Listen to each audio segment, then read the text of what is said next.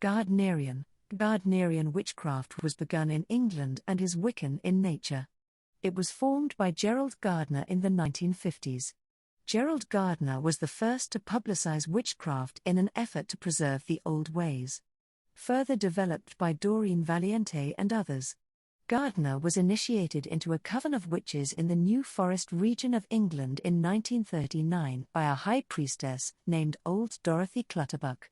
In 1949 he wrote High Magick's Aid, a novel about medieval witchcraft in which quite a bit of the craft as practiced by the coven was used. In 1951 the last of the English laws against witchcraft were repealed, primarily due to the pressure of spiritualists, and Gardner published Witchcraft Today, which set forth a version of rituals and traditions of that coven. Gardner gave his tradition a ritual framework strongly influenced by Freemasonry and Crowley and ceremonial magic, as well as traditional folk magic and Tantric Hinduism. The tradition was brought to the USA in 1965 by Raymond and Rosemary Buckland, who were initiated in 1964 by the Gardner's High Priestess, Lady Olwen.